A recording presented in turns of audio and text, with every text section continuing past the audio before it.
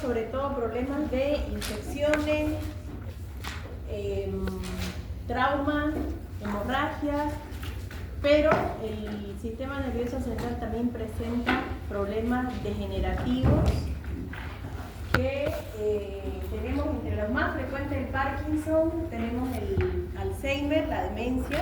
Hay distintos tipos de demencia, el Alzheimer es una de ellas. Y además también tenemos enfermedades carenciales que se producen por falta de ciertas vitaminas o de ciertos componentes de los cuales el cerebro se nutre. Bien, ese vamos a ver si avanzamos o no, pero bueno, por ahora vamos a avanzar Parkinson. Y dependiendo, lo voy a revisar para ver si mañana avanzamos en el otro o ya nos quedamos aquí. Vamos a ver. Bien.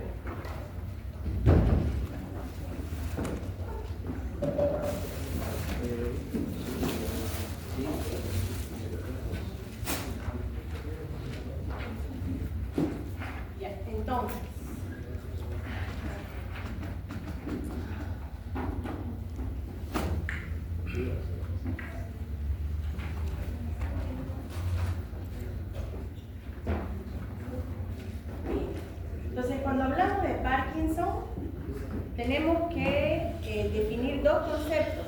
Uno es la enfermedad de Parkinson y otro es el parkinsonismo. Bien. En general, ambos se caracterizan porque hay temblor, rigidez muscular, lentitud en los movimientos o bradicinesia. Bradi, ustedes saben que quiere decir lento, ¿no? Y cinesia quiere decir movimiento. Entonces, lentitud en los movimientos y, lógicamente, hay alteración de los reflejos posturales.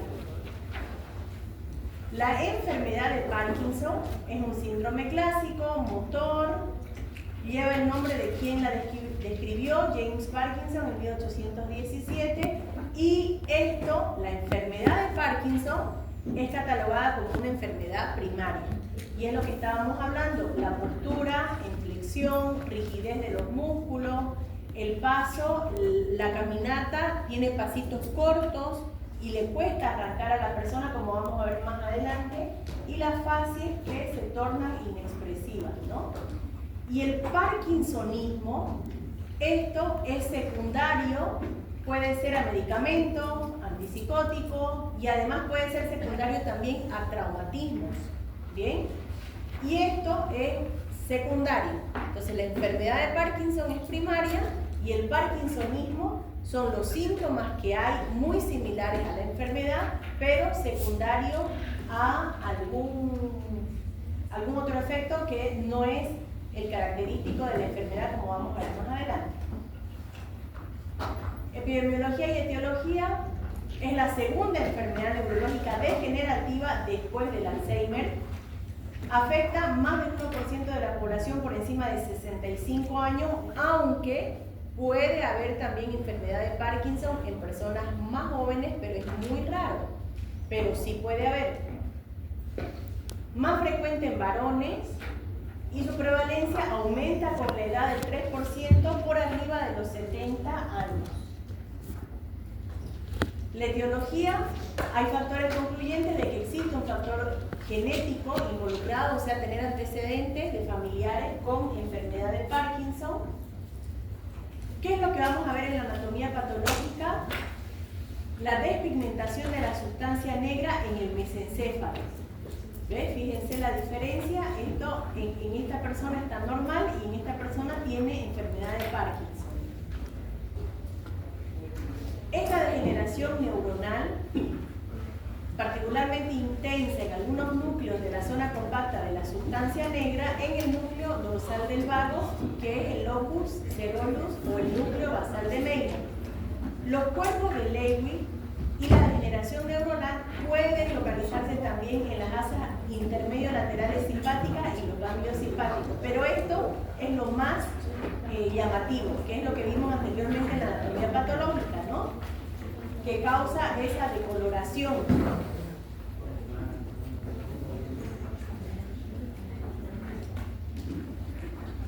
En esta figura nosotros, fíjense, esto, ¿qué es esto? Los ventrículos, esto.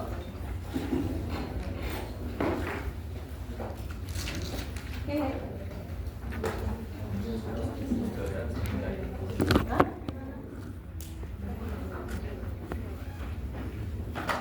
¿Qué son? Pues ya venía la anterior vez. Además ustedes ya lo saben.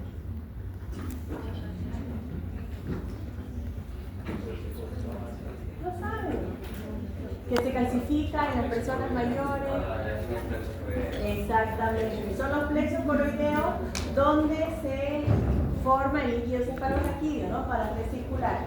Y lo que estábamos hablando anteriormente, fíjense acá en un dibujito que es lo mismo que se ve en la tomografía: cuerpo estriado, putamen y núcleo caudado, que es esta zona de aquí. Bien, fíjense, el número 1, acá, el putamen, número 2, lobus pálido, el número 3, el núcleo caudado, que viene a ser este de aquí, y número 4, la ínsula. Todo esto se ve afectado también aquí en lo mismo, en un corte diferente, en la enfermedad de Parkinson. Son los núcleos de la base. Entonces, los ganglios basales son un grupo de núcleos subcorticales que incluyen el cuerpo estriado, que es putamen y núcleo caudado, el núcleo subtalámico, porque esto de aquí viene a ser el tálamo, esta línea blanca es el tálamo por donde cruzan todas, ¿se acuerdan el muñequito que dijimos, el homúnculo de Pinfield? Todo lo que está acá en la corteza cruza por este de aquí, que es el tálamo. ¿Bien? Y como esto está al ladito, por eso es subtalámico. Globo pálido externo, interno y que este a su vez está dividido en el globo pálido también en la parte interna, ¿no? Bien, ahora, ¿cuál va a ser el cuadro clínico de la enfermedad de Parkinson? Dijimos bradicinesia, que significaba movimientos lentos, temblor en el reposo. ¿Han escuchado hablar del temblor esencial? ¿Cuál es la diferencia del temblor esencial y del temblor en el reposo?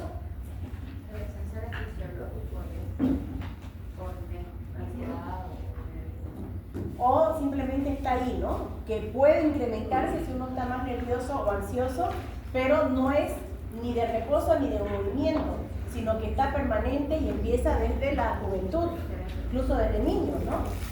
En cambio, este es un temblor en el reposo. Una vez que la persona hace el movimiento, disminuye el temblor. Rigidez, inestabilidad postural, que esta inestabilidad postural lo que hace es tiende a la flexión, tanto de la columna, de las extremidades superiores e inferiores. Además, microfagia, facies de máscara, que es la que se llama también facie de póker. ¿Por qué? Porque por la rigidez pierde expresión, disminución en el parpadeo, vagueo, voz apagada, disfagia. ¿Qué es disfagia? Y puede haber bloqueo motor, que es el freezing, que sobre todo se manifiesta cuando va a empezar la marcha, y es el bloqueo, que la persona se queda ahí y necesita un estímulo visual para poder arrancar la marcha. Estas son motoras. No motoras, anosmia, ¿Qué es anosia? Que no huele. Alteraciones sensitivas, puede haber dolor, trastornos del ánimo. Generalmente los pacientes con Parkinson cursan con depresión asociada, alteraciones del sueño, alteraciones del sistema autónomo, disfunción sexual y con el pasar de los años pueden terminar también en una demencia. Los síntomas iniciales pueden ser variables, puede haber cervicalgia. ¿Por qué? Porque si estamos diciendo que hay una postura en flexión, si yo flexiono el torso, o sea mi columna dorsal, ¿qué tengo que hacer para poder mirar? A ver. Es levantar la cabeza, porque si yo estoy haciendo que levante los ojos, no voy a mirar arriba. Entonces, ¿qué significa levantar la cabeza? No, lo contrario. Claro, flexión es esto y extensión. Entonces, si yo tengo cifosis, tengo que hacer extensión del cuello y por eso cervicalgia. Entonces puede haber cervicalgia como predecesor de la alteración de la movilidad. Bien, el temblor que dijimos y esto se va agravando con el pasar del tiempo y peor si no tiene diagnóstico ni medicación. Puede haber fatigabilidad excesiva, temblor en la mano, falta de equilibrio. La lectura por la misma rigidez se va haciendo cada vez más pequeña. Bien, que esto es característico también en la persona con Parkinson. Ajá, la letra. Sí, ¿por qué? Porque no tiene la flexibilidad, pierde la pinza fina, entonces va perdiendo todas esas habilidades. El temblor inicialmente puede ser intermitente, suele comenzar en los dedos y luego extenderse a la mandíbula y al cuello, en rítmico irregular, en reposo y disminuye o desaparece con el movimiento del miembro afectado.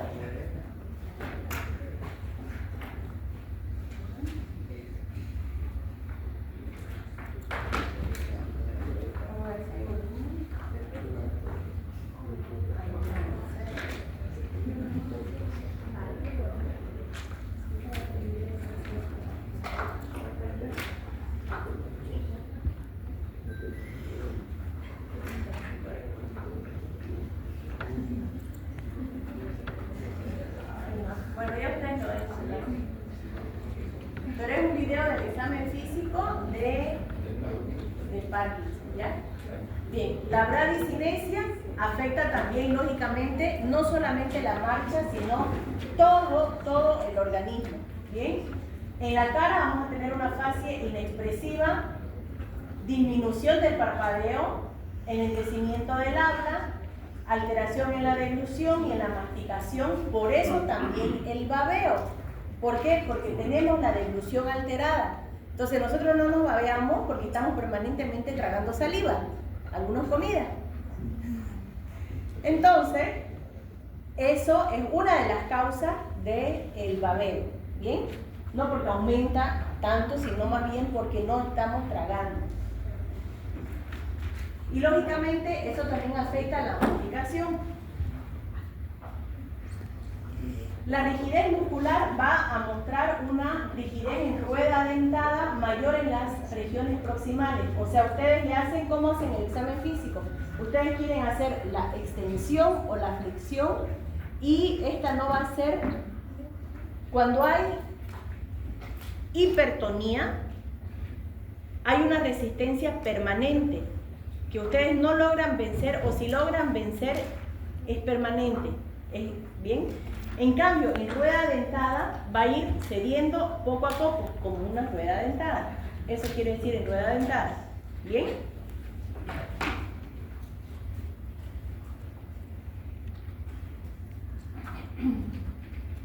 Dijimos la postura en flexión, tanto cabeza, tronco, tórax, y va a progresar a las extremidades. Por eso a veces los pacientes terminan postrados en cama y con la flexión de cadera, flexión de rodilla.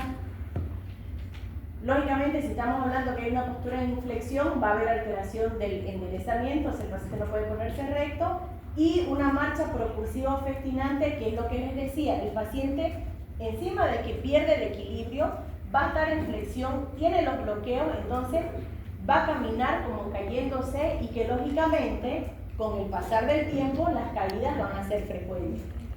Pueden haber bloqueos en la marcha y fenómenos de congelación. Generalmente estos pacientes, para poder arrancar nuevamente la marcha, necesitan un estímulo visual, que suele ser bastones que tienen una luz, y esa luz va así va avanzando. O sea, mientras yo estoy avanzando, porque es el estímulo visual que yo tengo para que esa marcha no sea congelada. ¿Es un gato? Sí, más o menos. Solo que no sale. Pero ahí en este videito, que seguro tampoco no se va a abrir, ahí van a ver el ejemplo de la marcha característica del Parkinson. Ahora, siempre en medicina todo tiene que ser objetivo.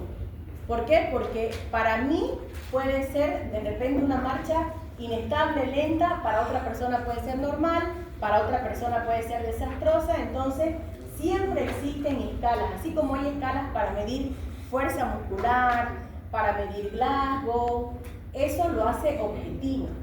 Bien, entonces tenemos la escala del equilibrio, time up and go, es que el paciente está sentado en una silla y ustedes le ponen un cronómetro y el paciente tiene que levantar, caminar y regresar, y eso tiene un tiempo específico para una persona que está en buenas condiciones, pero lógicamente para una persona con alteración de la marcha, del equilibrio o sea, Parkinson, esto va a estar alterado, ¿no? Mini-Best test, todos estos son test para poder evaluar el equilibrio. La de Berg también, que es cuando ustedes ponen de pie a la persona, le piden que cierre los ojos y normalmente podemos tener un pequeño balanceo, pero vamos a mantener el equilibrio. Cuando es positivo esto, la persona se cae si ustedes no la agarran. Para evaluar la marcha tenemos igual escala.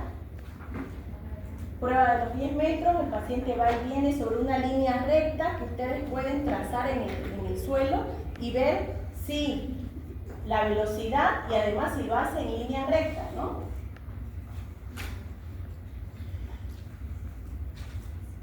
Test de alcance funcional mide la distancia que un paciente puede alcanzar con su brazo extendido mientras permanece de pie sin desplazar los pies. Este test predice caídas cuando es menos de 10 centímetros. Fíjense, ustedes paran a la persona y hacen esto. Esto nos va a prevenir para ver si tienen riesgo de caída o no. ¿Bien? Ahora, el que les decía de stand up and go es este de aquí. Se para, va, ustedes le ponen un objeto y regresa y tienen que medir el tiempo que lo hacen, ¿no? Y la característica de la marcha. Ya hablamos al inicio, cuando hablamos de semiología, que hay diferentes tipos de marcha. Ahora, no solamente en cuanto a la parte de los miembros inferiores, de cómo los movemos, sino también cómo hacemos el contacto de la planta. El que hace el despegue es el hallux. Bien, es el dedo principal. Pueden perder cualquier dedo menos ese, porque ese es el que permite el despegue del pie. Entonces, cuando nosotros caminamos, ¿qué hacemos? Talón, planta, punta. Lo hacemos automático. El hallux. El dedo gordo. Es que ya están en cuarto año, ya deberían saber cuál es el hallux. Ya, entonces, ya saben. Hay que fijarse igual la característica de cómo es la marcha. Bien, si hace talón, planta, punta. Sigamos. Ahora, ¿cómo vamos a hacer los diagnósticos? El diagnóstico de la enfermedad de Parkinson, como la causa del parkinsonismo, se basa en 3 categorías adicionales. Primero, nuestros criterios de apoyo, o sea, el examen físico. Criterios de exclusión y signos de alarma que son los que deben contrarrestarse con los de apoyo y van a permitir nuestro diagnóstico de la enfermedad de Parkinson con el examen físico. Entre otros síntomas hay disfunción vegetativa, puede haber estreñimiento, hiperhidrosis, disfunción eréctil en los varones, alteraciones en la micción, la cianorrea, la salivación es excesiva, pero como dijimos antes, es por un defecto de la deglución. ¿Bien? Entonces, el diagnóstico, cuadro clínico, cómo empezó, esto es progresivo, va empeorando, y se hace una prueba terapéutica. Se le da medicación si con la medicación esta mejora, entonces ahí tenemos también nuestro diagnóstico. ¿Por qué? Porque le faltaba dopamina, ¿no? Y lógicamente la exclusión del parkinsonismo secundario, para saber si es parkinsonismo secundario o enfermedad de Parkinson. O sea, una persona que boxeaba, que lo noquearon, que le gusta estar a los golpes, recibir golpes en la cabeza. Entonces, lógicamente, y joven, probablemente no va a ser una enfermedad de Parkinson, sino más bien un parkinsonismo, ¿no? En las fases iniciales suele haber un error diagnóstico. Diagnóstico diferenciales, aquí tienen para que ustedes lo lean con calma. Fíjense, la enfermedad de Parkinson, el atípico, porque pueden haber presentaciones atípicas, el secundario por fármacos, tumor, infecciones, vascular, hidrocefalia normotensiva, traumatismo. Fíjense que hay muchas causas entre las que nosotros tenemos que hacer diagnósticos diferenciales. Doctora, ¿tendría que ver también eso del síndrome de extrapyramidal con la enfermedad? No, es diferente. Es diferente. Es que en el libro, cuando estudiamos, digamos, de extrapyramidal, y la ejemplo, el Parkinson, entonces hacen las pruebas para ver el modo. Puede ser un diagnóstico diferencial, pero son diferentes.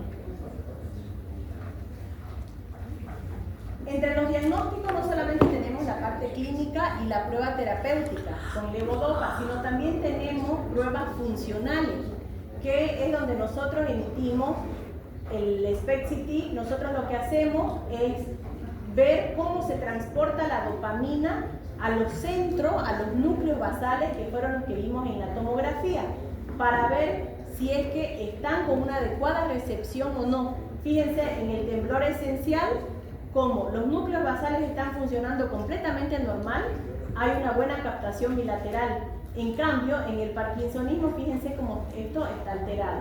¿Bien? La fluoroscopía también es un estudio funcional donde, fíjense, en un control normal, fíjense cómo se iluminan ambos núcleos basales de forma normal. Parkinson temprano, fíjense que hay menos captación en un lado y mucho menos en el otro. Y ya en un Parkinson avanzado, fíjense cómo apenas se dibujan los núcleos basales. Estas son pruebas funcionales, ¿no?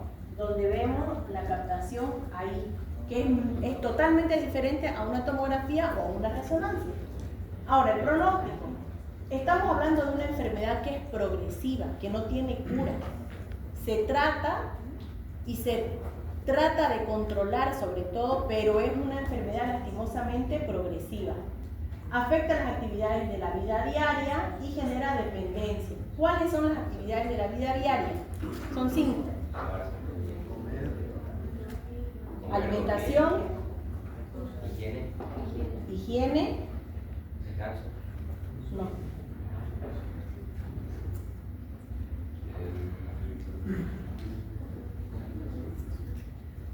En higiene hay 2, aseo y baño. ¿Qué quiere decir? Aseo es afeitarse, peinarse, lavarse los dientes, y ya baño, lógicamente, es bañarse, ¿no? Ya ahí van 3. ¿Qué van a hacer? Todos los días. Pero ya dijimos alimentación.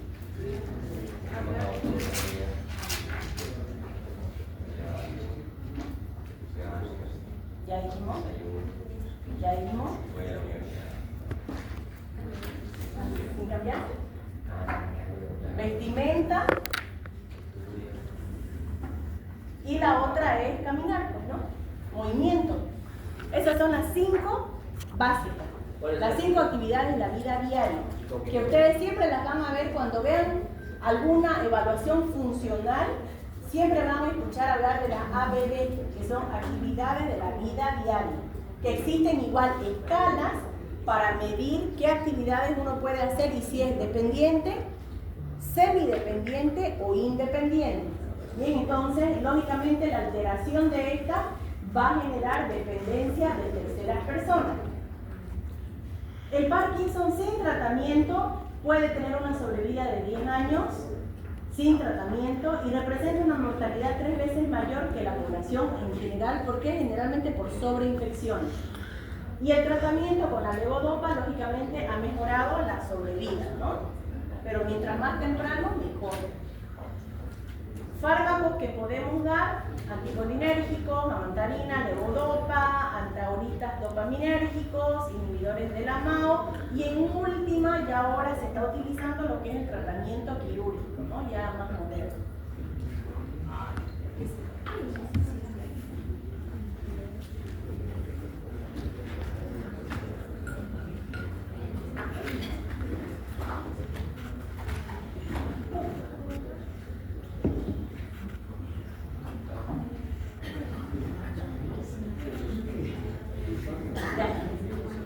Silencio.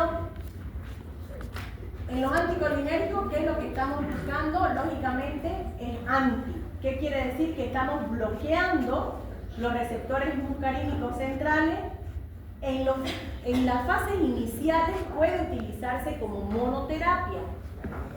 Puede producir, sí, alteración de la memoria, estados confusionales, alucinaciones. Por eso es que no se utiliza de primera línea. Bien, el tratamiento no debe suspenderse de forma brusca. ¿Por qué? Porque nosotros estamos inhibiendo receptores que son fisiológicos y que si cortamos de golpe podemos producir más bien síntomas no deseados, ¿no?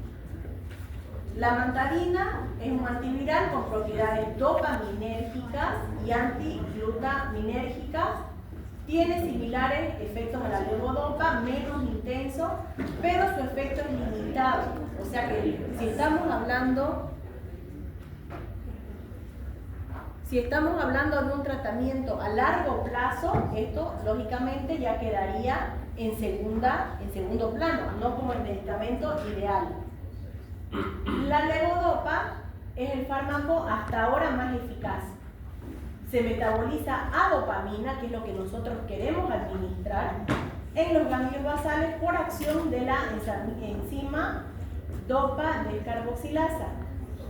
Se administra junto a un inhibidor periférico de esta misma para evitar su metabolización, ¿no? Y, a ver, vamos a ver si andamos acá. La forma de administración, primero en bolo y luego tenemos que dar en horario. ¿Para qué? Para alcanzar que estos picos se formen continuos. No, si nosotros damos, qué sé yo, cada 8 horas, esto va a bajar y va a subir. Va a bajar, en cambio nosotros queremos un efecto que sea casi continuo, ¿no? La dosis se va aumentando según cómo responda la persona al tratamiento y esto se va viendo lógicamente la dosis ideal en pocos días, ¿no? Después de su inicio en la persona. Ahora, hay alguien que está hablando. Ahora, dijimos que por la alteración del equilibrio, por la mala postura, por la flexión, tenemos caída. Por lo tanto, nosotros cuando un paciente va al consultorio no solamente tenemos que hacerle una receta y decirle váyase, sino que tenemos que darle también, pautas de alarma. ¿Qué quiere decir? Mire, si este medicamento no funciona, hay que hacer esto.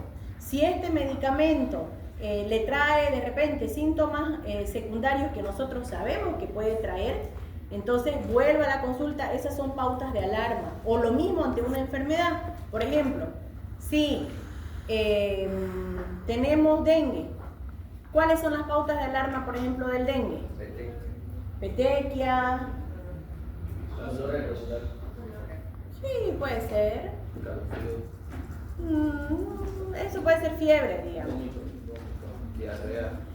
Vómito, diarrea, pero tal extremo que haya deshidratación, dolor abdominal, porque puede ser un compromiso hepático, distensión abdominal, cefalea muy intensa. Entonces, uno tiene que darle síntomas de alarma para que el paciente vuelva a la emergencia, si es que los tiene, ¿no? Puede ser sangrado, Exactamente. Un paciente con Parkinson, digamos que se cae. Puede llegar a casa. Depende de la fase en la que esté. Si está en una fase de mucha rigidez, no, pues no. No. Bien, entonces, en el Parkinson, sabiendo que hay caídas frecuentes, nosotros tenemos que darle tips a las personas para eso, ¿no? Entonces, usar instrucciones verbales como contar, alargar el paso o subir más la rodilla. ¿Para qué? Para evitar las caídas.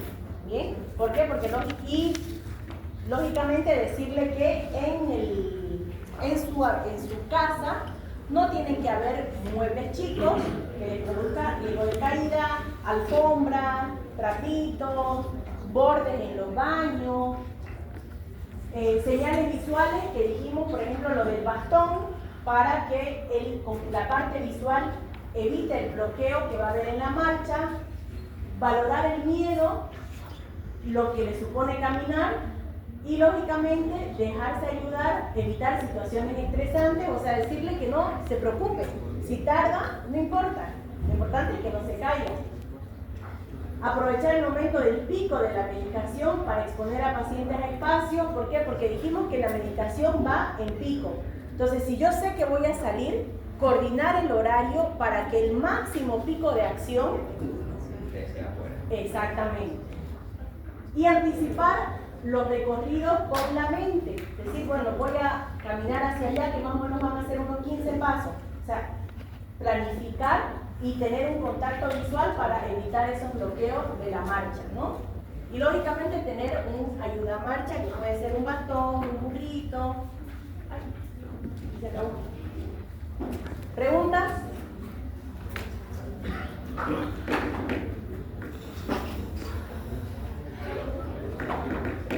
Esta no se las pasé, ¿no? Les pasé las otras, ¿no? ¿Hoy? Esa no se las pasé, ¿no?